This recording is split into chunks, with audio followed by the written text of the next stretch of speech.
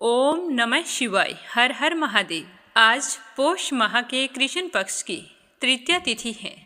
शाम को 6:25 से चतुर्थी तिथि लागू हो जाएगी। तो संकट चतुर्थी का व्रत आज ही रखा जाएगा, क्योंकि संकट चौथ का व्रत शाम को चंद्रमा उदय होने पर उसे अर्घ्य देने के बाद में किया जाता है, और आज शाम को ही चतुर्थी तिथि है। इसीलिए पौष मास में आने वाली संकष्टी चतुर्थी का व्रत 7 दिसंबर रविवार को यानी कि आज रखा जाएगा। संकष्टी चतुर्थी का व्रत अपने पति की लंबी आयु, संतान सुख और मनोकामना पूर्ति के लिए किया जाता है। इस व्रत में चौथ माता, जो कि माँ पार्वती का ही स्वरूप माना गया है, उनकी और भगवान गणेश की पूजा की जाती है। तो व्रत रखने वाली सारी बहनों को व्रत की हार्दिक शुभकामनाएं। आपकी समस्त मनोकामनाएं चौथ माता और भगवान गणेश जी पूर्ण करें। शुभारंभ करते हैं आज की कथा का। बोलो गणेश जी महाराज की जय हो। गणेश संकट चतुर्थी के दिन श्री गणेश जी के दर्शन और व्रत करने का बहुत ही अधिक महत्व माना जाता है। पौष माह के गणेश चौथ व्रत कथा के अनुसार एक समय रावण ने स्वर्ग के सभी देवताओं को जीत लिया था और संध्या करते हुए बाली को पीछे से जाकर पकड़ लिया। वानर राज बाली रावण को अपनी बगल में दबाकर किष्किंधा नगरी ले गई और वहां ले जाकर अपने पुत्र अंगद को खेलने के लिए खिलौने की तरह दे दिया। अंगद रावण को खिलौना समझकर रस्सी से बांध लिया और इधर उधर घुमाने लगा। इससे रावण को बहुत ही कष्ट और दुख होता था। एक दिन रावण ने दुखी मन से अपने पिता में पुलस्त्य जी को याद किया। रावण की यह दशा देखकर पुलस्त्य ऋषि ने विचारा कि रावण की यह दशा क्यों हुई है। फिर उन्होंने मन ही मन सोचा कि अभिमान हो जाने पर देव, मनुष्य व असुर सभी की यही हालत होती है। तो पुलस्त्य ऋषि ने रावण से पूछा कि तुमने मुझे क्यों याद किया। तो रावण कहने लगा कि पितामह, मैं बहुत दुखी हूँ। ये नगरवासी मुझे धिक्कारते हैं, अब आप ही मेरी रक्षा करें। तो रावण की बात सुनकर पुलस्त्य जी बोले कि रावण, तुम डरो नहीं, तुम इस बंधन से बहुत ही जल्द मुक्त हो जाओगे। तुम ऐसा करो, विघ्न विनाशक श्री गणेश जी का व्रत करो। पूर्व काल में वृतासुर की हत्या से छुटकारा पाने के लिए इंद्र देव जी ने भी इस व्रत को किया था। इसीलिए तुम भी विघ्न विनाशक श्री गणेश जी के इस व्रत को अवश्य करो। तो अपने पिता की आज्ञा अनुसार रावण ने भक्ति पूर्वक इस व्रत को किया और बंधन रहित होकर राज्य को पुनः प्राप्त किया। मान्यता के अनुसार जो भी श्री गणेश भक्त पौष मास के संकट चतुर्थी पर व्रत को श्रद्धा पूर्वक करते हैं, उन्हें सफलता अवश्य प्राप्त होती है। हर मनुष्य की मनोकामना पूर्ण होती है। पुरुषों को व्यापार में सफलता और तरक्की मिलती है। महिलाओं को संतान सुख प्राप्त होता है और जिनके संतान हैं उन्हें आरोग्य जीवन का आशीर्वाद मिलता है। इसीलिए हर मनुष्य को गणेश चौथ का व्रत अवश्य करना चाहिए। बोलो गणेश जी भगवान की जय हो। एक समय की बात है कि गणेश जी भगवान एक बहुत ही सुंदर गांव से गुजर रहे थे। इस गांव के खेत हरे भरे थे। सुबह का समय था। ठंडी हवा का आनंद लेते हुए गणेश जी मुश्क पर सवार होकर चले जा रहे थे। इतने में वो एक खेत से गुजरे जिसमें जौ की फसल खड़ी थी। तो गणेश जी ने एक जौ की बाली तोड़ ली। फिर उसे तोड़कर देखा तो उसके अंदर 13 दाने अनाज के थे। तो यह देखकर गणेश जी को बड़ा ही अफसोस हुआ। वो सोचने लगे कि मैंने बिना पूछे किसी के खेत से 13 दाने अनाज के तोड़ लिए हैं, तो यह तो चोरी हो गई। चोरी करना पाप है, पर मैंने जानबूझकर चोरी नहीं की है। तो गणेश जी उस खेत के मालिक का पता लगाने लगे। तो किसी ने गणेश जी को बताया कि यह खेत हमारे गांव के सेठ जी का है। तो गणेश जी पता लगाकर सेठ जी के दुकान पर पहुंच गए और कहा कि सेठ जी, मुझे काम पर रख लो, मुझे नौकरी की जरूरत है। तो सेठ जी को काम वाले की जरूरत थी, तो सेठ जी ने उसे काम पर रख लिया। तो गणेश जी कहने लगे कि मैं आपके यहाँ 12 साल नौकरी करूँगा। तो सेठ जी ने कहा कि कोई बात नहीं, जब तक तुम्हारी इच्छा हो तुम नौकरी कर सकते हो। तुम यह बताओ तुम्हारा नाम क्या है। तो गणेश जी भगवान कहने लगे कि मेरा नाम तो गणेश है, फिर गणेश जी तो सेठ जी के यहाँ नौकरी पर लग गए। घर का सारा काम करते और समय मिलते ही खेत में काम करने के लिए चले जाते। तो सेठ जी यह देखकर बहुत ही खुश होते कि यह लड़का कितना सच्चा और ईमानदार है। काश मेरे इस तरह का एक बेटा होता। क्योंकि सेठ जी के संतान नहीं थी, इसीलिए सेठ और सेठानी बड़े ही दुखी रहा करते थे। पर सेठ जी तो गणेश जी को अपने पुत्र के समान ही प्यार करते थे। एक दिन की बात है कि सेठानी लघु शंका के लिए गई और आकर राख से हाथ धोने लगी। तो यह देखकर गणेश जी ने सेठानी का हाथ पकड़ लिया और मिट्टी से हाथ धुलवा दिया। तो यह देखकर सेठानी को बहुत ही गुस्सा आया।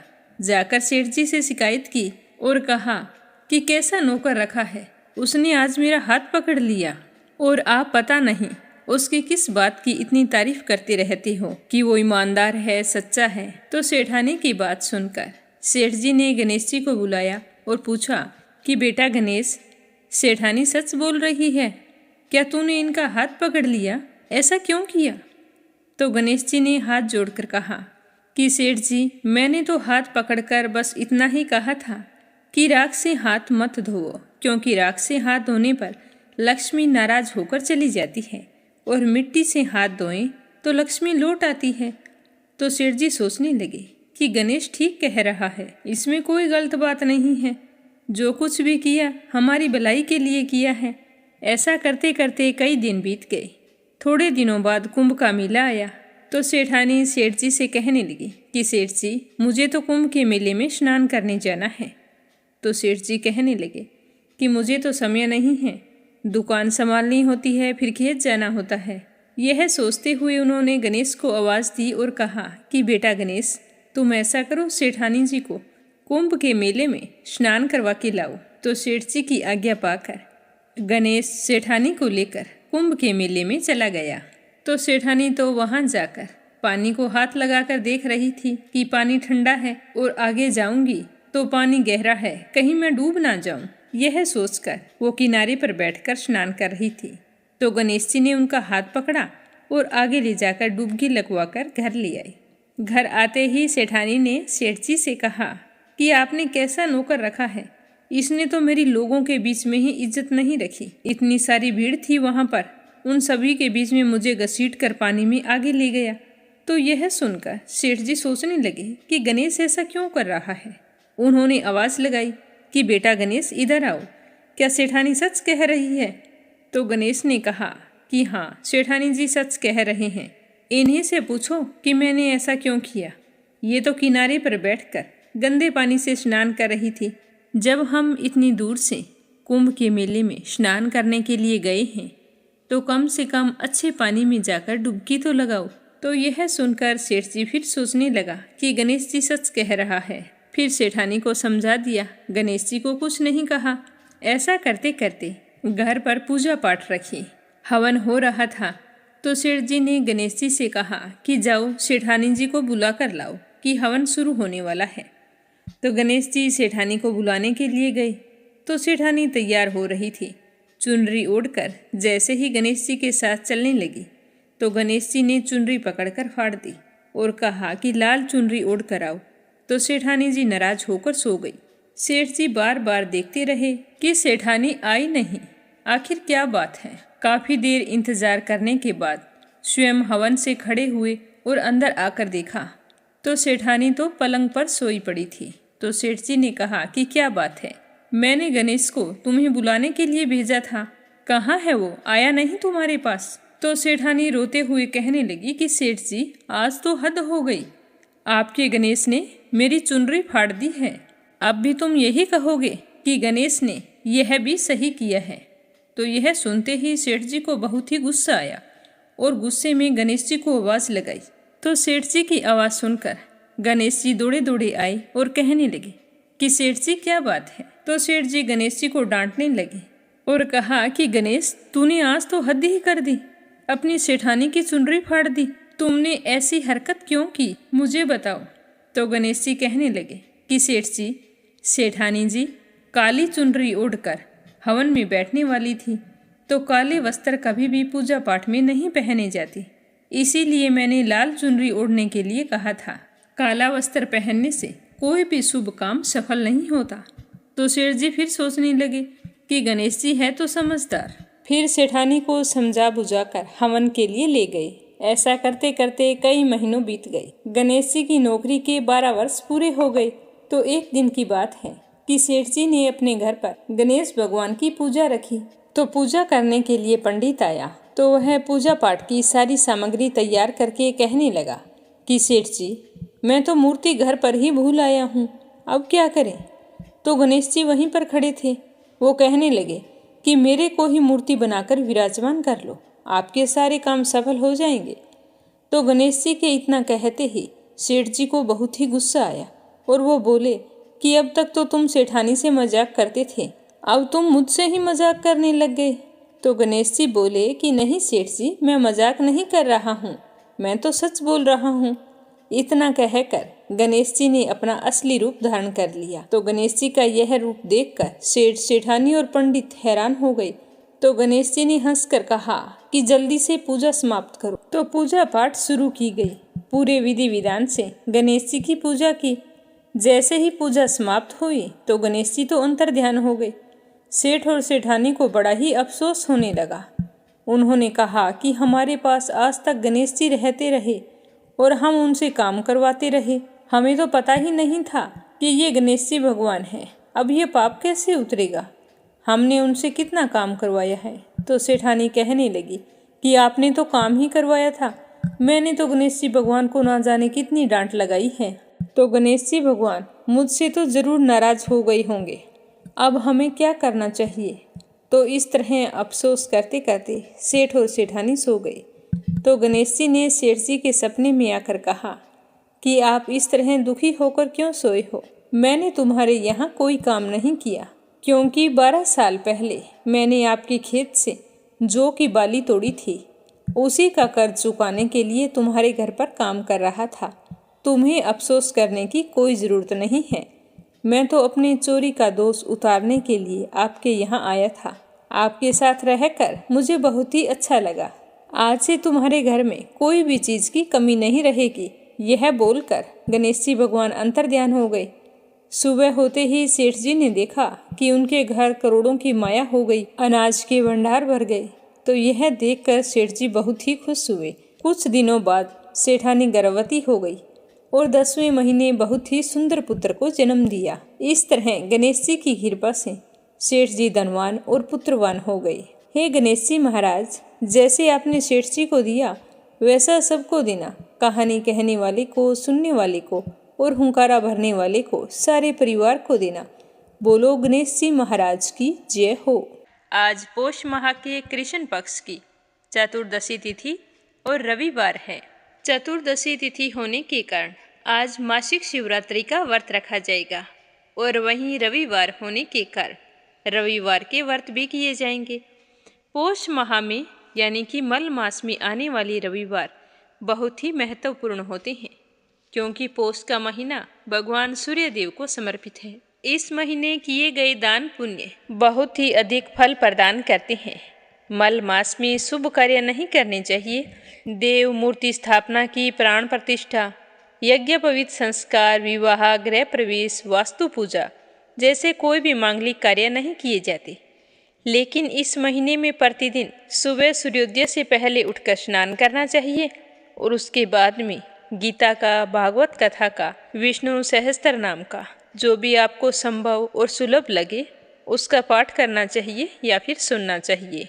अगर सुहागिन महिलाएं पोष के माह में प्रतिदिन सूर्योदय से पहले उठकर और उदय होते हुए सूर्य को अर्घ्य देती है तो भगवान सूर्य देव और विष्णु देव की कृपा उस पर और उसके परिवार पर हमेशा बनी रहती है। सारे कष्ट दूर हो जाते हैं और अखंड सौभाग्य का आशीर्वाद मिलता है। पोष के महीने में रविवार के व्रत करके भगवान सूर्य देव को बहुत ही जल्दी प्रसन्न किया जा सकता है। भगवान सूर्य पुष्प आदि के द्वारा पूजन करने से आसानी से प्रसन्न हो जाते हैं और उत्तम फल प्रदान करते हैं। यदि पोष माह के रविवार को व्रत करने वाला व्यक्ति भगवान सूर्य नारायण की आराधना में तत्पर रहे तो संतान आज्ञाकारी होती है। वह अपने माता पिता से बहुत ही अधिक स्नेह करती है और संतान का तेज सूर्य के समान बढ़ता जाता है। प्रभाव, मान सम्मान और समाज में खूब प्रतिष्ठा मिलती है।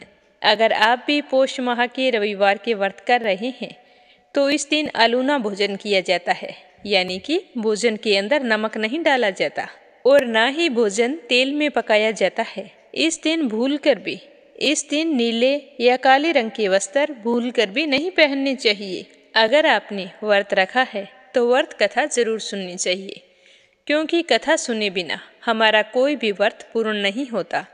कथा को सुने तो पूरे श्रद्धा भाव से एकाग्रचित होकर सुनना चाहिए, ताकि भगवान हमारी भक्ति से प्रसन्न हो और हमारी मनोकामना जल्द से जल्द पूर्ण करे। तो ये तो थी रविवार व्रत से जुड़ी हुई कुछ महत्वपूर्ण जानकारी। अब अपने सुनते हैं आज की कथा। बोलो गणेश जी महाराज की जय हो। अब अपने सुनते हैं पौष रविवार की कहानी। तो पूरे श्रद्धा भाव से कहिए, भगवान सूर्य नारायण की जय हो। प्राचीन समय की बात है कि एक गांव में एक साहूकार रहता था। उसके कोई संतान नहीं थी, तो संतान ना होने के कारण साहूकार बहुत ही उदास रहता था। एक दिन उसने देखा कि सुबह सवेरे वो बाहर गया तो देखा कि एक किसान अपने खेत में अनाज बोने के लिए जा रहा था। तो जैसे ही किसान की नज़र साहूकार पर पड़ी तो वह उल्टे पांव वापस लौट गया और धीरे धीरे बोल रहा था कि आज तो शगुन अच्छा नहीं हुआ, आज तो फसल बोने का कोई फायदा नहीं है। तो किसान की यह बात साहूकार ने सुनी तो वह तो बहुत ही उदास हो गया और उदास मन से अपने घर वापस लौट गया। घर जाकर चुपचाप बैठ गया। तब साहूकार की पत्नी आई और साहूकार को उदास देखकर कहने लगी कि स्वामी, क्या बात है, आप इस तरह से उदास कैसे बैठे हैं? अभी बाहर गए थे और अभी उल्टे पांव वापस लौट आए, ऐसी क्या बात हो गई? तो साहूकार बड़े ही चिंतित और दीन स्वर में कहने लगा कि आज मैं घर से बाहर गया था तो पड़ोस का किसान खेत में अनाज बोने के लिए जा रहा था। जैसे ही उसकी नज़र मुझ पर पड़ी तो वह तो वापस लौट गया। यह कहता गया कि आज तो शगुन अच्छा नहीं हुआ। तो मैं तो यही बात सुनकर उदास हो गया हूँ। सोच रहा हूँ कि अगर मेरी संतान नहीं है तो इसमें मेरी क्या गलती है? तो साहूकार की बात सुनकर साहूकारनी कहने लगी कि तुम्हारी बात सत्य है। आज एक सुबह चिड़िया आई थी, वो भी कह रही थी कि यहाँ पर जब बच्चे ही नहीं हैं तो दाना कहाँ से मिलेगा। यह कहकर वो यहाँ से चली गई। तो अपनी पत्नी से चिड़िया की बात सुनकर साहूकार मन ही मन और दुखी हुआ और कहने लगा कि मैं आज ही वन में तपस्या करने के लिए जा रहा हूँ। भगवान को मुझे दर्शन देकर बताना ही होगा कि मेरी गलती क्या है, मैं संतान सुख से वंचित क्यों हूँ। तो इस तरह निश्चय करके वो वन में चला गया। वहाँ जाकर आराधना करने लगा। आराधना करते करते पूरे 12 वर्ष बीत गए, पर भगवान ने दर्शन नहीं दिए। तो उस साहूकार ने खाना पीना छोड़कर एक पैर पर खड़े होकर कठिन से कठिन तपस्या करनी शुरू कर दी।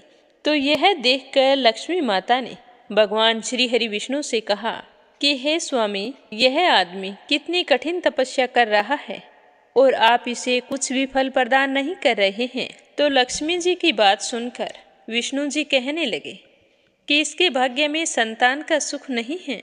तो लक्ष्मी माता ने कहा कि स्वामी, इसकी भक्ति तो देखो, कितना कठोर तप कर रहा है, किसके भाग्य में क्या है और क्या नहीं है। अगर यही सब कुछ होता रहा तो हमें इस दुनिया में कौन मानेगा, क्योंकि व्यक्ति की सच्ची भक्ति ही असंभव को संभव बना सकती है। अगर आज आपने इसकी मनोकामना पूर्ण नहीं की तो हमें कौन मानेगा और कौन हमारी पूजा पाठ करेगा। तो लक्ष्मी माता के इस तरह कहने पर भगवान विष्णु ने एक साधु का रूप धारण किया और साहूकार के सामने वन में चले गए और वहां जाकर साहूकार से कहा कि बेटा, तुम इस निर्जन वन में क्या कर रहे हो? तुम्हारी दशा देखकर तो मुझे लग रहा है कि तुम कितने ही सालों से यहाँ पर हो। अपने शरीर को इस तरह से कष्ट क्यों दे रहे हो? तो साधु बाबा की बात सुनकर साहूकार ने हाथ जोड़कर कहा कि हे साधु बाबा, आपसे कुछ भी अज्ञात नहीं है, आप तो सब कुछ जानने वाले हैं। आप मेरी समस्या का समाधान कीजिए। मेरे कोई संतान नहीं है। संतान न होने के कारण मैं तो अपशुगनी हो गया हूँ। मेरे गांव के लोग मेरा मुंह तक नहीं देखना चाहते। अगर मेरे दर्शन हो जाते हैं तो उस दिन वो कोई कार्य नहीं करते। कहते हैं कि यह तो अधर्म हो गया, बहुत बड़ा अपशुगन हो गया। साधु बाबा, आप ही बताएं कि मैं क्या करूं। पिछले जन्म में मुझसे ऐसे कौन से पाप कर्म हो गए हैं जिसकी सजा मुझे इस जन्म में भुगतनी पड़ रही है। तो साधु बाबा के रूप में आए भगवान श्री हरि विष्णु ने ध्यान लगाकर कहा कि बेटा, तेरे संतान सुख तो नहीं है। अगर तुम सूर्य देव की आराधना करे और पोष रविवार के व्रत करे तो तुम्हें संतान की प्राप्ति अवश्य होगी। इस तरह साधु बाबा ने साहूकार को व्रत की सारी विधि बताकर कहा कि अब तुम अपने घर चले जाओ और घर जाकर सूर्य देव की आराधना करो। तो यह सुनकर साहूकार बहुत ही खुश हुआ और साधु बाबा को बार बार प्रणाम करने लगा। तो भगवान उसे आशीर्वाद देकर वहां से चले गए और साहूकार घर आ गया। घर आकर अपनी पत्नी को व्रत के बारे में सब कुछ बताया। तो यह जानकर उसकी पत्नी भी बहुत खुश हुई। फिर दोनों पति पत्नी सूर्य देव की आराधना करने लगे और रविवार के व्रत करने लगे। तो सूर्य देव उसकी आराधना से बहुत ही खुश हुए और एक दिन उसके सामने प्रकट हुए और कहने लगे कि मैं तुम्हारी श्रद्धा भक्ति से बहुत ही प्रसन्न हूँ। तेरे भाग्य में संतान नहीं है, पर मैं आशीर्वाद देता हूँ कि तुम्हारे घर बहुत ही जल्द एक कन्या का जन्म होगा। तो सूर्य देव के आशीर्वाद से 10वें महीने साहूकार के घर एक कन्या ने जन्म लिया। कन्या का जन्म हुआ तो उन दोनों की देखभाल के लिए एक औरत आती। ये हमारे पहले के समय में परंपरा थी कि नहलाने के लिए और मालिश करने के लिए एक औरत रखी जाती थी, जो नामकरण संस्कार होने तक उनकी देखभाल वही किया करती थी। तो जैसे ही वो मालिश वाली औरत उस कन्या के मालिश करने लगी, कन्या एकदम से हंसी तो उसके मुख से हीरे मोती गिरने लगे। तो यह देखकर वो बहुत ही हैरान हुई और सारे हीरे मोती इकट्ठे करके अपने घर ले गई। उसने साहूकार और उसकी पत्नी को हीरे मोती के बारे में कुछ नहीं बताया। 1 महीने बाद में उस कन्या का नामकरण संस्कार हुआ। उसके बाद साहूकारनी ने उस औरत का आना बंद कर दिया, पर उसने हीरे मोती की बात फिर भी नहीं बताई और फिर वह मालिश करने के लिए नहीं आई। दूसरे दिन जब साहूकारनी अपनी बेटी को स्नान करवा रही थी तो उसकी बेटी हंसने लगी और उसके मुख से हीरे मोती गिरने लगे। तो यह देखकर साहूकारनी बड़ी ही हैरान थी। वो सोचने लगी कि भगवान ने हमें इतनी भाग्यशाली कन्या दी है, पर मालिश वाली ने कभी भी इस बात का जिक्र नहीं किया। अब उस कन्या के मुख से गिरे हीरे मोती साहूकार को मिलने लगे, जिससे साहूकार के घर बहुत सारी धन दौलत हो गई। साहूकार की कन्या बहुत ही सुंदर और गुणवान थी। समय के साथ बड़ी हो गई, लेकिन आज भी उसकी पहली हंसी के साथ उसके मुख से हीरे मोती गिरते थे। साहूकारनी ने हीरे मोतियों के बारे में साहूकार को कुछ नहीं बताया था। साहूकार की बेटी नियम से पोष रविवार के व्रत किया करती थी। तो एक दिन साहूकार ने अपनी पत्नी से कहा कि हमारी कन्या विवाह योग्य हो गई है, अब हमें इसका विवाह कर देना चाहिए। तो साहूकारनी कहने लगी कि आप इसका विवाह तो चाहे कर दो, पर मैं तो उठते ही इसका ही मुंह देखती हूँ। ये तो मेरा नियम है। इसके जन्म लेने के बाद में एक भी दिन मैंने अपना नियम नहीं छोड़ा है, तो बाद में मैं अपना नियम धर्म कैसे निभाऊंगी। तो साहूकार ने कहा कि ऐसा कैसे हो सकता है, बेटी का विवाह तो करना ही पड़ेगा। तो साहूकारनी कहने लगी कि क्यों ना हम घर जमाई रख लेते हैं, हमारे धन की तो कोई कमी नहीं है। बेटी के साथ साथ जवाई भी यहीं पर रह लेगा और हम भी अकेले नहीं रहेंगे और मेरा नियम भी चलता रहेगा। तो साहूकार को यह बात जंच गई और उन्होंने एक गरीब सा लड़का देखकर अपनी बेटी की शादी उसके साथ कर दी। और शादी के बाद भी साहूकारनी अपनी बेटी को उठाने के लिए सुबह सवेरे चली जाती। जब वो उठाती तो वह अपनी माँ को देखकर हंसती तो उसके मुख से हीरे मोती गिरते। तो वो हीरे मोती लेकर वापिस आ जाती। परंतु उसके जवाई को यह बात बिल्कुल भी अच्छी नहीं लगी। उसने अपनी पत्नी को समझाया कि सासू माँ से कह देना कि वो वृद्ध हो चली है, इस तरह तुम्हें आकर उठाए अच्छा नहीं लगता। मैं तुम्हें जल्दी उठा दिया करूँगा, तुम उठकर उनके लिए चाय पानी की व्यवस्था कर दिया करो। अब हमारा फर्ज है कि हम उनकी सेवा करें। तो लड़की कहने लगी कि मेरी माताजी का नियम है कि वो उठकर सबसे पहले मेरा मुख देखती है। तो उसके पति ने कहा कि कोई बात नहीं, आप जाकर उन्हें उठाना, इस तरह वो सबसे पहले आपका मुख ही देखेगी। तो दूसरे दिन उस लड़की के पति ने उसे जल्दी उठाया। तो उठकर जैसे ही वो हंसी तो उसके मुख से हीरे मोती गिरने लगे। तो उसने हीरे मोतियों को उठा लिया। तभी लड़की की माँ आ गई और उसने देखा कि उसके जुआई ने सारे हीरे मोती उठा लिए हैं। तो उसके मन में तो लालच था, तो वह अपने जवाई को मारने की योजना बनाने लगी। और दिन में जैसे ही जवाई काम पर गया तो उसके पीछे एक आदमी भेज दिया और उससे कहा कि मेरी जवाई को मारकर उसका सर लाकर मुझे दे देना। तो उस आदमी ने पैसों के लालच में वैसा ही किया। जब साहूकार का जवाई शाम को काम से लौट रहा था तो जैसे ही जंगल के रास्ते से आ रहा था तो वह आदमी छुप कर बैठ गया और उसकी हत्या कर दी और उसका सर काट कर साहूकारनी को लाकर दे दिया। यह देखकर साहूकारनी बहुत ही खुश हुई। उस दिन पौष माह का रविवार था। साहूकार की बेटी ने व्रत रखा था। वह अपने पति के आने का इंतजार कर रही थी, क्योंकि शादी के बाद उसका भी नियम था। वह अपने पति के दर्शन करने के बाद ही व्रत का पारण करती थी। तो राणादे और सूर्य भगवान सोचने लगे कि यह लड़की तो हमारा आशीर्वाद है और हमारे रहते यह दुखी कैसे हो सकती है। कितने नियम से बचपन से ही पौष रविवार के व्रत करती आ रही है, तो हमें कुछ ना कुछ तो करना पड़ेगा। तो सूर्य भगवान ने ब्राह्मण का रूप धारण किया और साहूकार के घर चले गए। वहां जाकर भिक्षा के लिए आवाज लगाई। तो साहूकार ने भिक्षा लेकर आई। तो ब्राह्मण के रूप में आए सूर्यदेव ने कहा कि इन हीरे मोतियों से मेरा क्या काम है, मुझे तो तुम्हारे जवाई का सर चाहिए। तो यह सुनकर साहूकारनी तो सकते में आ गई और सोचने लगी कि इस ब्राह्मण को क्या पता कि मैंने अपने जवाई को मरवा दिया है। तो वह चुपचाप जाकर अंदर से अपने जवाई का सर लेकर आई और ब्राह्मण की भिक्षा की झोली में डाल दिया। तो ब्राह्मण देवता उसे लेकर साहूकार की जवाई की धड़ के पास चले गए और उसके सर को जोड़कर अमृत का छींटा दिया, जिससे साहूकार का जवाई जीवित हो गया।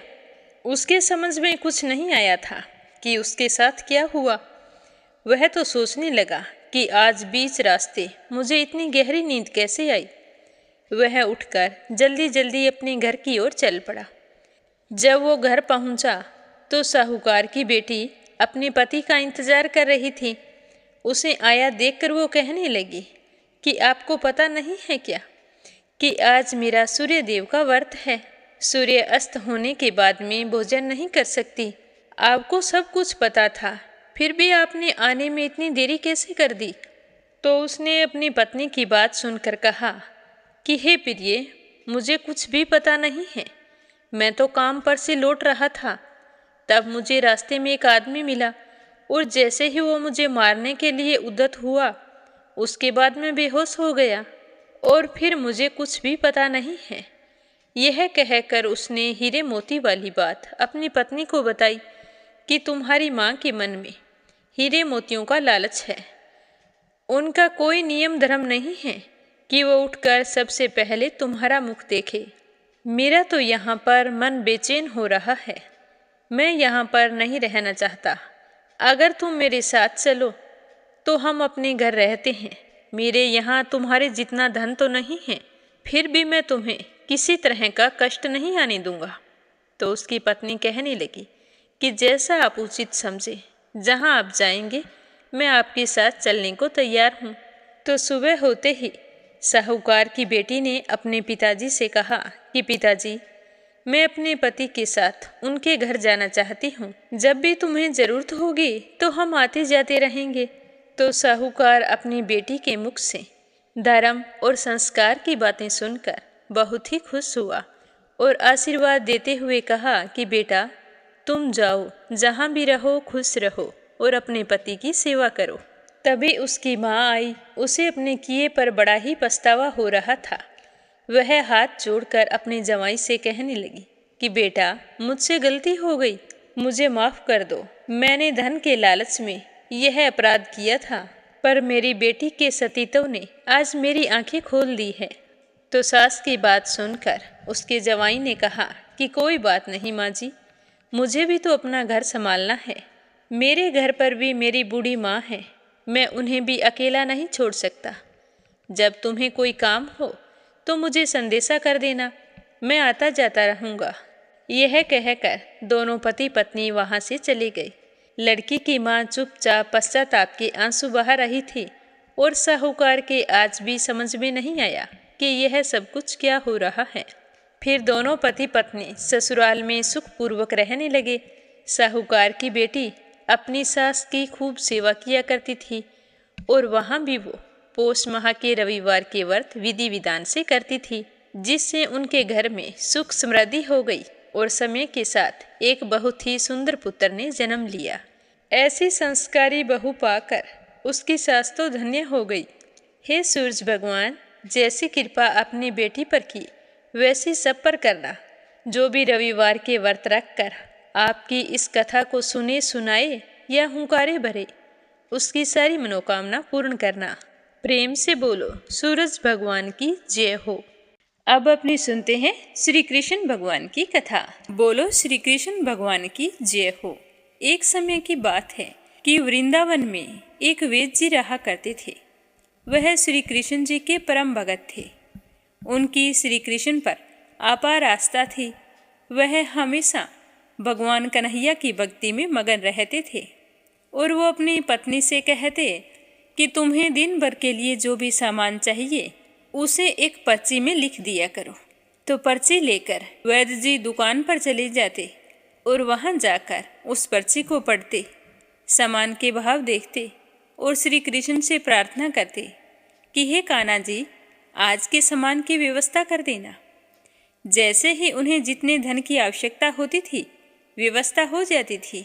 जितने रुपयों में सामान आ जाए उतने रुपए आते ही वैद्य जी दूसरे मरीजों से पैसे नहीं लेते थे और अपने गांव लौट आते और ईश्वर की भक्ति में मगन रहते। उनका रोजाना का यही नियम था। एक दिन वैद्य जी ने दुकान पर आकर पर्ची खोली तो एकदम से सन्न रह गए। उनकी आंखों के आगे तारे चमकने लगे, लेकिन अगले ही पल श्री कृष्ण पर विश्वास करके स्वयं को संभाला। पत्नी ने राशन के सामान के नीचे लिखा था कि बेटी के दहेज का सामान लाना है। राशन के सामान के आगे तो उनके भाव लिख दिए, लेकिन दहेज के सामान के आगे लिख दिया कि यह काम कृष्ण कन्हैया जाने। फिर उस पर्चे को श्री कृष्ण भगवान के चरणों में रख दिया। मरीज आने लगे। वे जी मरीजों को उनकी बीमारी पूछकर दवा दे रहे थे कि अचानक से एक बड़ी सी कार आकर उनके दुकान के आगे रुक गई। उस गाड़ी में से एक सज्जन आदमी बाहर निकला और वैद्य जी की दुकान पर आकर प्रणाम करके बेंच पर बैठ गया। बाकी सारे मरीज जब दवा लेकर चले गए तो वैद्य जी ने उस सज्जन को बुलाया और कहा कि आपको दवा लेनी है तो आपको नाड़ी दिखानी पड़ेगी। तो वह सज्जन पुरुष नम्रतापूर्वक कहने लगा कि नहीं वैद्य जी, मुझे लगता है कि आपने मुझे पहचाना नहीं। मैं आज से 15-16 साल पहले आपकी दुकान पर आया था। मैं इंग्लैंड में रहता हूँ। वहाँ जाने से पहले ही मेरी शादी हो गई थी, लेकिन हमें बहुत सालों तक संतान का सुख प्राप्त नहीं हुआ था। हमने भारत और इंग्लैंड दोनों जगह इलाज करवाया, लेकिन कोई फायदा नहीं हुआ। फिर किसी ने मुझे आपके बारे में बताया। जब मैं आपके पास आया तो आपने मुझे सांत्वना दी और कहा कि निराश नहीं होते, क्योंकि श्री कृष्ण के खजाने में किसी चीज़ का अभाव नहीं है।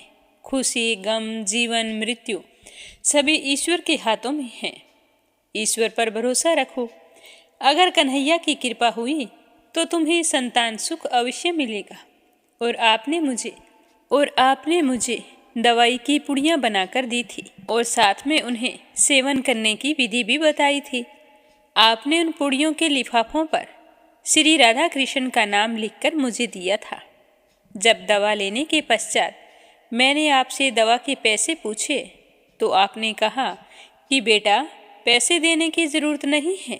लेकिन जब मैंने आपसे बार बार पैसों के बारे में पूछा तो आप कहने लगे कि मैंने आज का खाता बंद कर दिया है। मुझे यह बात समझ नहीं आई तो आपने बताया था कि मैंने अपने घर के खर्च के लिए जितनी रकम भगवान श्री कृष्ण से मांगी थी वो मुझे मिल गई है। अब मैं किसी से पैसे नहीं ले सकता हूँ। तो आपके विचार सुनकर मैं बहुत ही प्रभावित हुआ था और आपको प्रणाम करके अपने घर लौट गया। घर जाकर मैंने अपनी पत्नी को सारी बात बताई थी तो वो कहने लगी कि वह वेद जी जरूर देवता पुरुष होंगे। फिर हमने पूरे भरोसे के साथ उस दवाई का सेवन किया तो आपके आशीर्वाद और भगवान श्री कृष्ण की कृपा से मेरे 3 बच्चे हुए। हम पति पत्नी हर समय आपको धन्यवाद देते हैं। वेद जी, मैं तो पत्नी और बच्चों के साथ इंग्लैंड में रहता हूँ, जहाँ वृंदावन में मेरी एक विधवा बहन रहती है और यहाँ वृंदावन में मेरी एक विधवा बहन रहती है। मैं परिवार सहित अपनी भांजी की शादी के लिए वृंदावन आया हुआ हूँ। अपनी भांजी के विवाह और दहेज का सारा खर्चा मैंने ही उठाया है। तो आज मुझे अचानक से याद आया कि जब मैं आपकी दुकान पर दवाई लेने के लिए आया था तो आपने बताया था कि आपकी एक छोटी सी बेटी भी है। तो आपने उस समय मुझसे पैसे नहीं लिए थे, लेकिन आज मेरी इच्छा है कि उसकी शादी का खर्च मैं उठाऊं, क्योंकि वो भी अब तक विवाह योग्य हो गई होगी। इसीलिए तो मैं सुबह सवेरे आकर यहाँ पर बैठ गया ताकि आप मुझे मना ना कर सकें। अब मैं चाहता हूँ कि आपकी बेटी के विवाह का खर्चा मैं उठाऊं, क्योंकि आपकी वजह से ही मुझे संतान सुख मिला है। आपसे एक गुजारिश है कि आप मुझे इसके लिए मना मत करना। तो उस व्यक्ति की बात सुनकर वैद्य जी की आंखों में आंसू आ गए और वैद्य जी ने फिर उस व्यक्ति के सामने हाथ जोड़ दिए। तो यह देखकर वह कहने लगा कि वैद्य जी, आप मेरे पिता समान हैं, आप ये क्या कर रहे हैं? इसमें हाथ जोड़ने वाली कौन सी बात है? तो वैद्य जी ने श्री कृष्ण भगवान के चरणों में रखी हुई पर्ची उठाकर उस व्यक्ति को थमा दी, जो घर से उनकी पत्नी ने लिख कर दी थी। तो यह देखते ही उस व्यक्ति के आश्चर्य का कोई ठिकाना नहीं रहा। वो कहने लगा कि आज मेरी समझ में आ गया है कि मेरे आज अचानक से आपकी बेटी का ख्याल कैसे आया। ये तो सब कुछ कृष्ण कन्हैया का किया धरा है। तो वैद्य जी कहने लगे कि आज तक मेरे जीवन में कभी भी ऐसा नहीं हुआ है कि जो मेरी पत्नी ने पर्ची पर लिख कर दिया हो और वो मुझे मिला ना हो।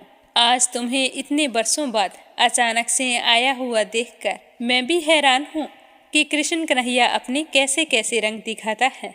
आज तक जो कुछ मुझे मिला है सब कुछ कृष्ण कन्हैया की कृपा से ही मिला है।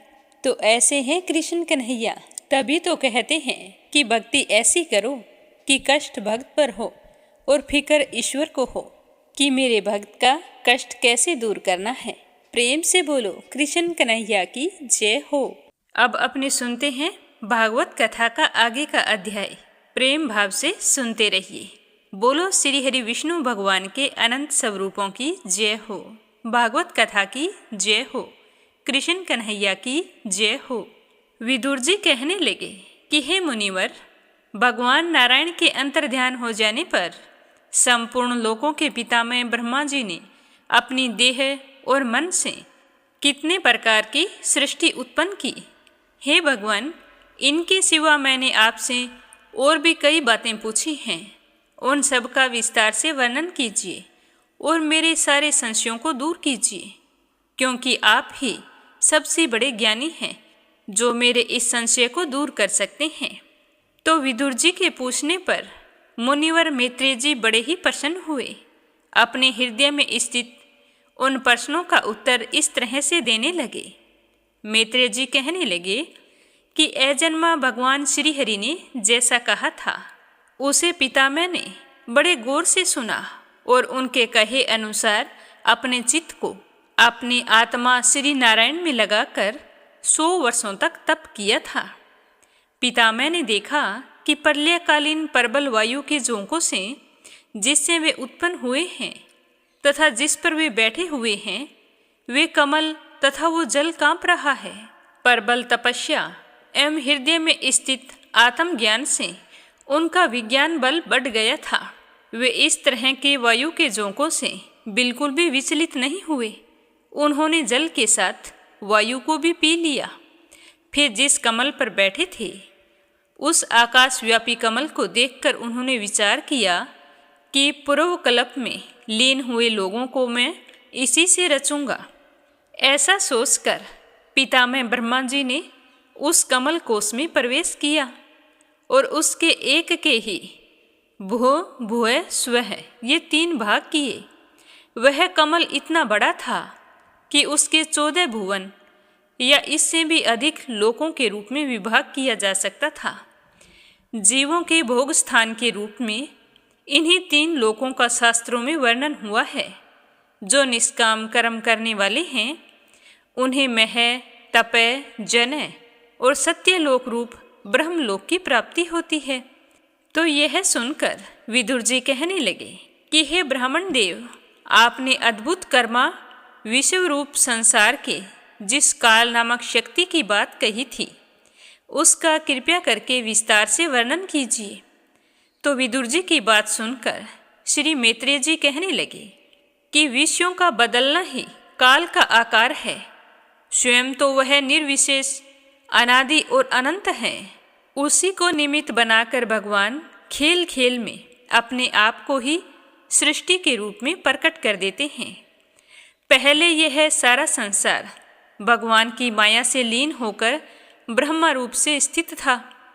उसी को अव्यक्त मूर्ति काल के द्वारा भगवान ने पुनः पृथक रूप से प्रकट किया है।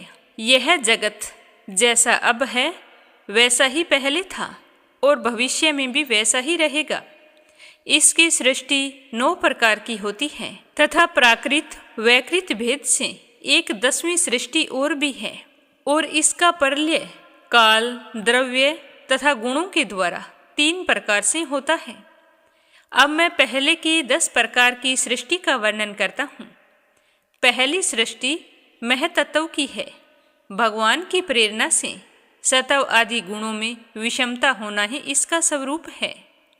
दूसरी सृष्टि अहंकारी है जिससे पृथ्वी आदि पंचभूत एवं ज्ञानेंद्रिय और कर्मेंद्रियों की उत्पत्ति होती है।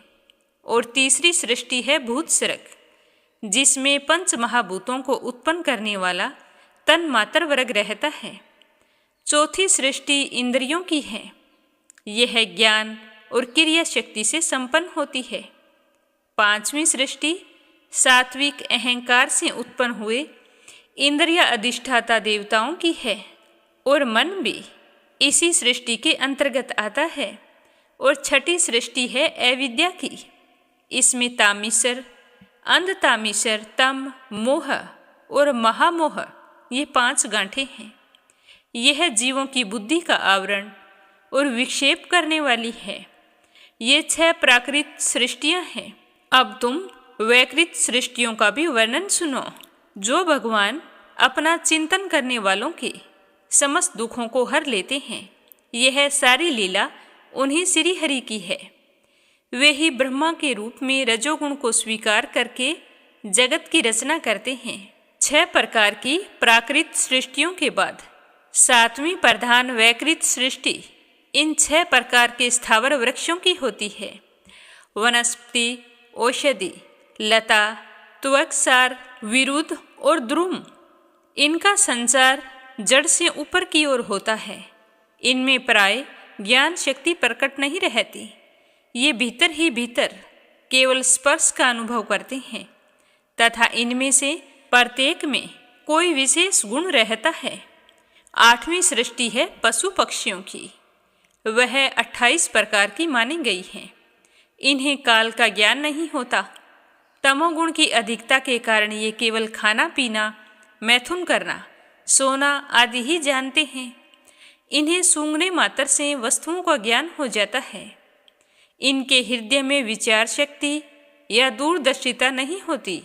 इन पशु पक्षियों में गऊ, बकरा, भैंसा, काले हिरण, सूअर, नीलगाय, रूरू नाम का हिरण, भेड़ और ऊंट ये 2 खुरों वाले पशु कहलाते हैं।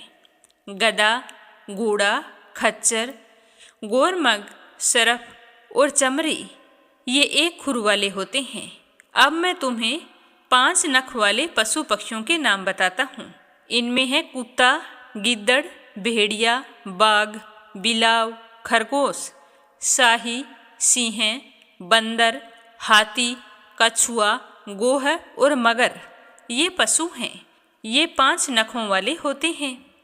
बगुला, गिद्ध, बटेर, बाज, भास, भलूक, मोर, हंस, सारस, चकवा, कौवा और उल्लू ये आदि उड़ने वाले जीव हैं जो पक्षी कहलाते हैं। इस तरह बताते हुए मैत्रेय जी कहने लगे कि हे विदुर जी, अब मैं तुम्हें 9वीं सृष्टि के बारे में बताता हूँ।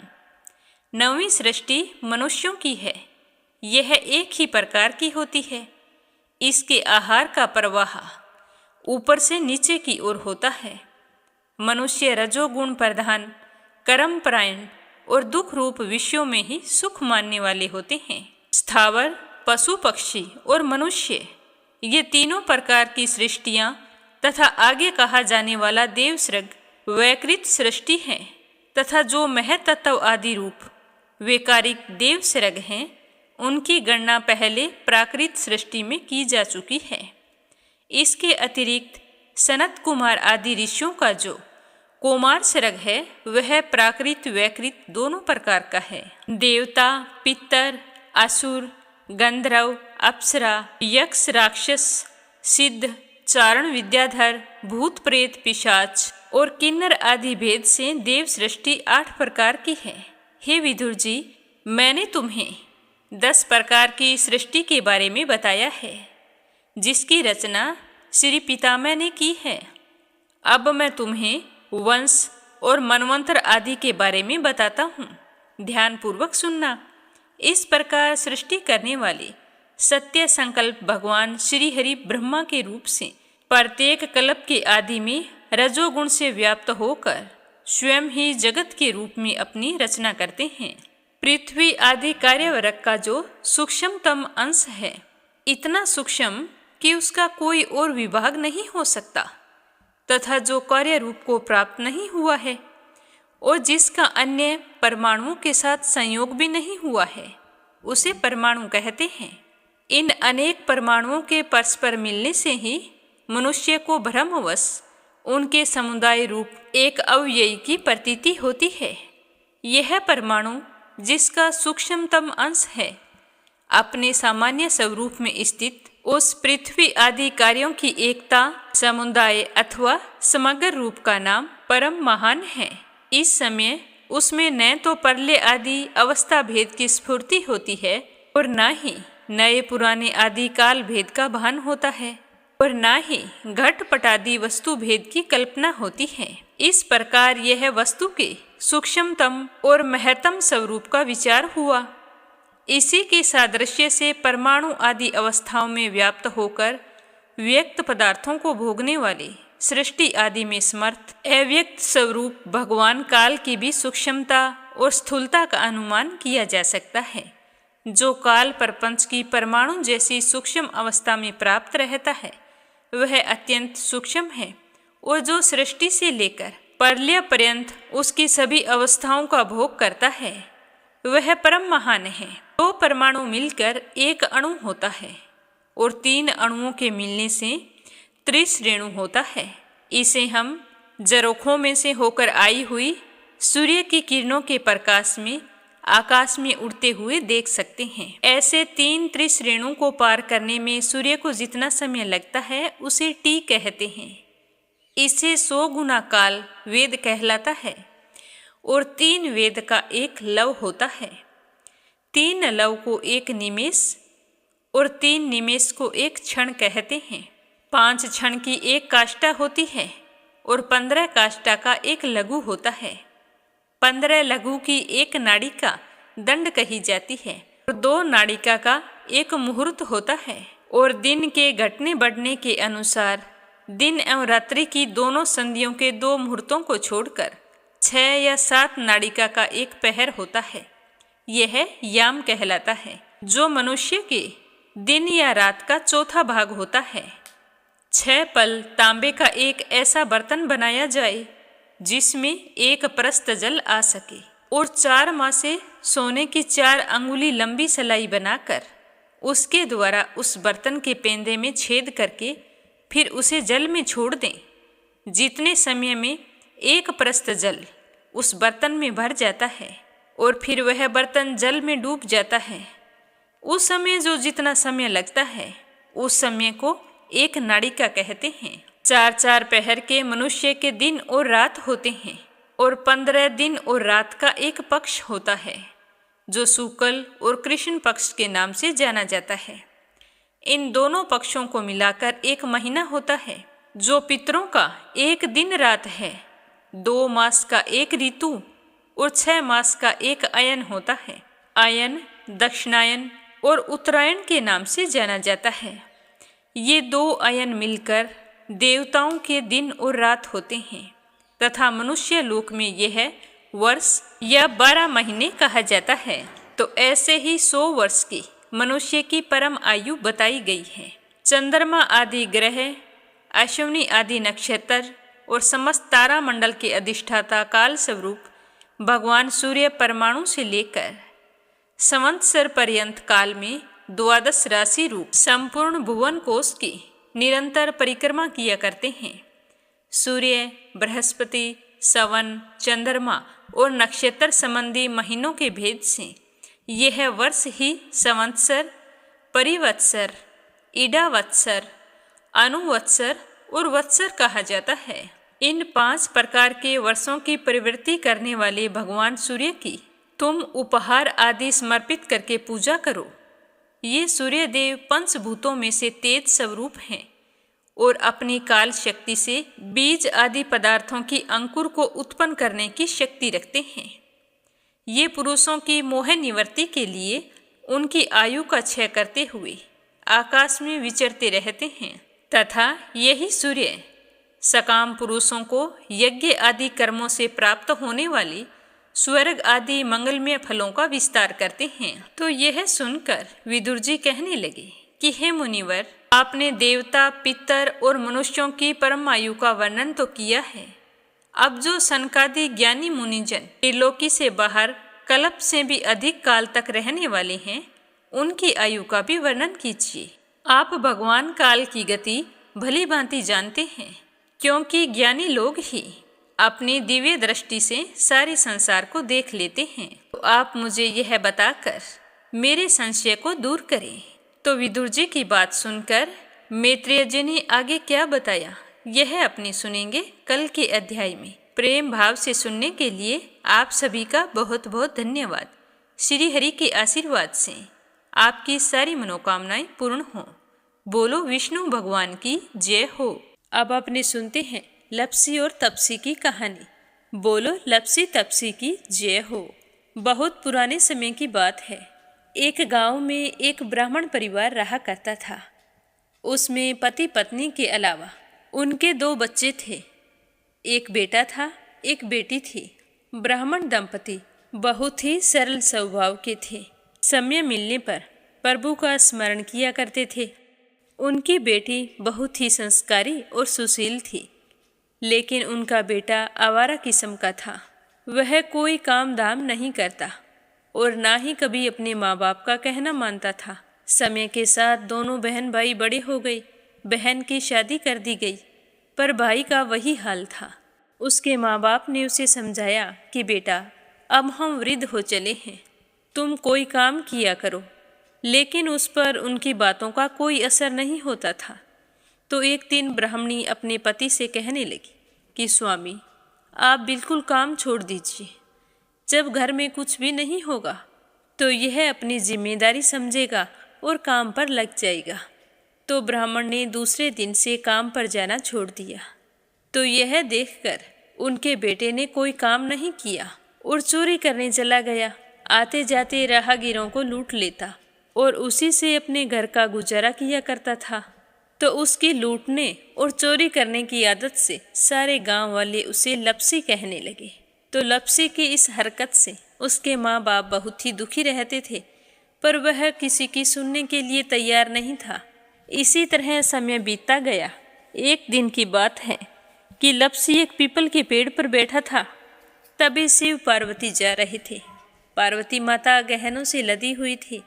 तो लपसी उन्हें देखकर सोचने लगा कि सूरत के कितने गहने हैं, आज ये सारे के सारे लूट लूँगा तो मुझे कई महीनों तक चोरी नहीं करनी पड़ेगी। तो वह लूटने के इरादे से पीपल की ओट में होकर बैठ गया। जैसे ही शिव पार्वती वहाँ से जाने लगे तो लपसी एकदम से शिव पार्वती के सामने आकर कहने लगा कि जल्दी से जितने सारे गहने पहन रखे हैं उतार दो। तो पार्वती माता कहने लगी कि तुम चोरी क्यों करती हो, तुम्हें पता है चोरी करना पाप है। तो लपसी कहने लगा कि क्या करूं, घर पर मेरे माँ बाप हैं, मेरी एक भांजी है, उनके लिए दोनों समय भोजन की व्यवस्था कहाँ से करूं, मुझे कोई काम तो आता नहीं है। तो लपसी की बात सुनकर पार्वती माता कहने लगी कि तुम जो चोरी करके पाप करते हो, इस पाप का भागी कौन बनेगा। तो लपसी कहने लगा कि मेरे घर वाले सारे बनेंगे। तो पार्वती माता कहने लगी कि कोई नहीं बनेगा, पाप के भागी केवल तुम बनोगे। तो लपसी कहने लगा कि मैं लूट खोस कर उन्हीं के लिए लेकर जाता हूँ, तो पाप के भागी तो उन्हें बनना ही पड़ेगा। तो लपसी की बात सुनकर पार्वती माता ने हंसकर कहा कि हम यहीं पर बैठे हैं और तुम अपने घर जाओ, अपने घर वालों से पूछो कि कोई तुम्हारे पाप का भागी बनेगा क्या। तो यह सुनकर लपसी भागा भागा अपने घर आया और अपनी माँ के पास गया और कहने लगा कि माँ, मैं चोरी करके लाता हूँ, राह चलते राहगीरों को लूटता हूँ, तुम्हारे लिए ही तो करता हूँ। तो तुम मुझे एक बात बताओ, चोरी करने से जो पाप लगता है तो आप मेरे पाप के भागी बनोगे। तो लपसी की बात सुनकर उसकी माँ कहने लगी कि बेटा, मैंने तो तुमसे नहीं कहा कि तुम चोरी करके लाओ, तुम कमा कर लाओ, हमें तो 2 वक्त की रोटी चाहिए, मैं तो तुम्हारी पाप की भागी नहीं बनूंगी। तो माँ के मुंह से इस तरह की बात सुनकर लपसी तो हैरान हो गया। फिर वह अपने पिताजी के पास गया और जाकर कहने लगा कि पिताजी, मैं जो कुछ भी लूट खोस के लाता हूँ वो आपके लिए ही तो लाता हूँ। देखो मैंने लूट कर कितना धन इकट्ठा कर लिया है, कितने ऐशो आराम हैं तुम्हारे। अगर मैं चोरी नहीं करता तो क्या ये सब हमें मिलता। पिताजी, मैं तुमसे एक बात पूछता हूँ कि चोरी करने से पाप लगता है, तो उस पाप में आप मेरे भागीदार बनोगे क्या। तो लपसी की बात सुनकर उसके पिताजी कहने लगे कि बेटा, मैंने नहीं कहा कि तुम चोरी करके लाओ, तुम कमा कर लाओ, मैं तुम्हारे पाप का भागी नहीं बनूंगा। तो माँ बाप के मुंह से इस तरह की बात सुनकर वह बहुत ही उदास हुआ और सोचने लगा कि मैं कितने महीनों से चोरी कर रहा हूँ, ना जाने मुझ पर कितना पाप चढ़ गया है, और ये तो बोल रहे हैं कि पाप के भागी हम नहीं बनेंगे, तो अब क्या होगा। तो वह बड़े ही दुखी मन से शिव पार्वती से मिलने के लिए चल पड़ा। जैसे ही घर से बाहर निकलने लगा तो उसकी छोटी सी भांजी दरवाजे पर खेल रही थी। उसे पता नहीं था कि पाप पुण्य क्या होता है। तो वो कहने लगी कि मामा, पाप की भागी मैं बनूंगी। तो उसके इस तरह कहते ही लपसी ने उसे गोद में उठाया और चल पड़ा। शिवजी भगवान और पार्वती माता के पास जाकर कहने लगा कि घर वालों ने पाप का भागी बनने से मना कर दिया है और एक यही है जो पाप की भागी बनने को तैयार है। फिर लपसी बड़े ही दीन स्वर में कहने लगा कि हे भगवान, मैं समझ गया हूँ कि चोरी करना पाप है। आज तक जो मैंने काम किया वो बहुत ही गलत था, लेकिन अब मैं इसका प्रायश्चित करना चाहता हूँ। अब तुम ही बताओ, मुझे मेरे पापों से मुक्ति कैसे मिलेगी। तो उसकी बात सुनकर शिव पार्वती बहुत ही खुश हुए और लपसी को कच्चे सूत का एक छोटा सा गोला देते हुए कहा कि लपसी, ये सूत लो और इस पीपल के चारों ओर परिक्रमा लगाओ। जब यह सूत समाप्त हो जाएगा तब तुम्हारे सारे पाप नष्ट हो जाएंगे। तो यह सुनकर लपसी बहुत ही खुश हुआ। सोचने लगा कि छोटा सा गोला है, अभी लपेट कर घर चला जाऊंगा उसके बाद मैं कभी कोई पाप नहीं करूँगा। फिर उसने अपनी बांजी को कंधे पर बैठाया और पीपल की परिक्रमा लगानी शुरू कर दी। अब भगवान का वह सूत खत्म कहाँ होने वाला था। लपसी चक्कर लगाता गया पर वह सूत खत्म नहीं हुआ। चक्कर लगाते लगाते 1 महीने, 6 महीने, साल, पूरे 12 साल बीत गए पर वह सूत खत्म नहीं हुआ। 12 साल बाद एक बार फिर शिव पार्वती जी वहाँ से गुजर रहे थे तो पार्वती माता ने कहा कि स्वामी चलो लपसी को चलकर देखते हैं। तो शिवजी कहने लगे, वो चोरी करने वाला, लूटने वाला कब का चला गया होगा। तो पार्वती माता कहने लगी कि नहीं स्वामी, चलकर देखने में क्या जाता है, चलो एक बार देखते हैं। तो शिव पार्वती जी जैसे ही पीपल वृक्ष के पास आए तो देखा कि लपसी तो अब भी चक्कर लगा रहा है। वहाँ चारों ओर गहरी खाई हो गई है और लपसी की बड़ी बड़ी दाढ़ी, मूंछें, नाखून बढ़ गए हैं। तो यह देखकर पार्वती माता ने कहा कि देखो स्वामी, आप तो कह रहे थे कि वो कब का ही चला गया, देखो इसके मन में सच्ची भक्ति है। तो पार्वती की बात सुनकर शिवजी ने कहा कि चलो अभी देख लेता हूँ। तो यह कहकर शिवजी ने एक सोने का कड़ा लपसी के आगे फेंक दिया। तो लपसी ने झट से उसके ऊपर पैर कर लिया। फिर अचानक से उसका ध्यान शिव पार्वती जी की ओर गया तो वो हाथ जोड़कर कहने लगा कि भगवान, अब तो मेरे पाप समाप्त हो गए होंगे, आप मुझे यहाँ से जाने की आज्ञा दीजिए। आपका यह सूत अभी तक खत्म नहीं हुआ है।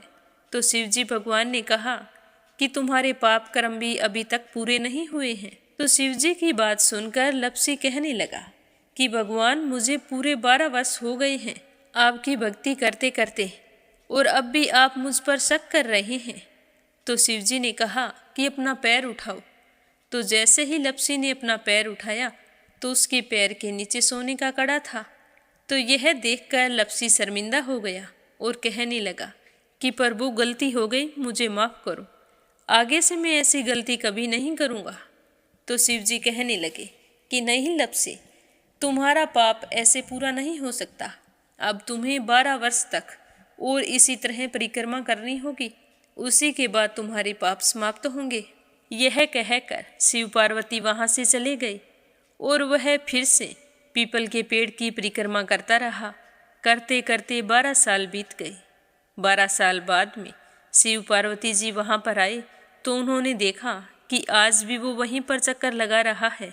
तो शिवजी ने फिर उसके सामने सोने की अंगूठी फेंकी पर उसने कोई ध्यान नहीं दिया। तो शिवजी भगवान प्रसन्न होकर कहने लगे कि हे लपसी, आज से तुम मेरी तपस्या करके तपसी बन गए हो।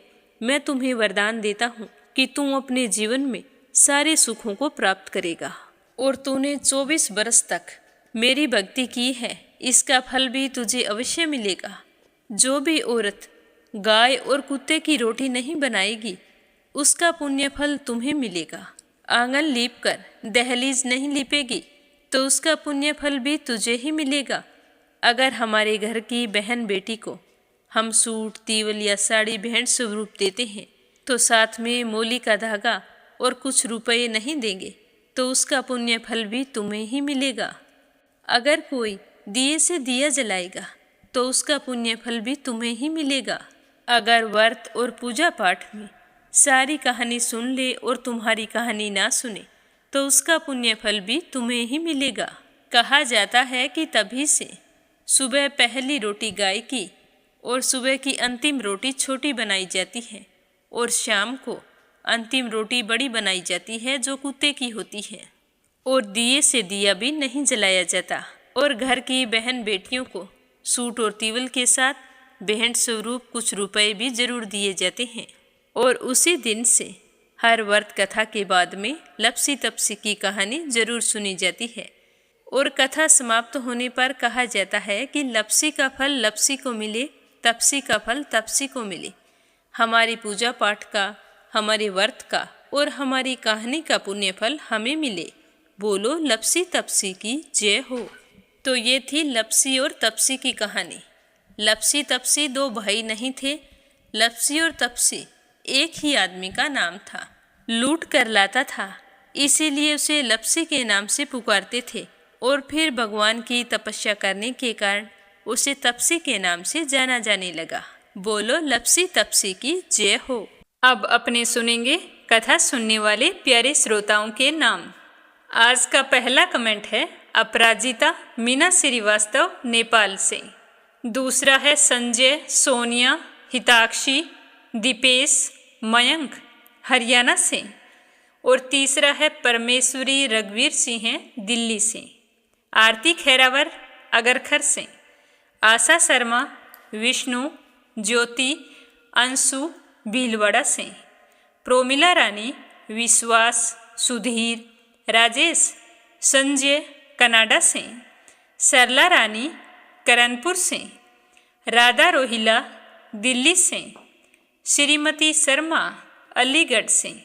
शीला सिन्हा, मीरा श्रीवास्तव, ममता श्रीवास्तव, माला छम्मा जौनपुर से। मनोज जौनपुर से। आशा अग्रवाल, लड्डू, मोहित, अंकुर अग्रवाल आगरा से। नर बहादुर पाल, भागीरथी पाल नेपाल से। श्वेता, स्वीटी, रितेश, रितु, लक्ष्मी, गुरुचरण साहू ओडिशा से।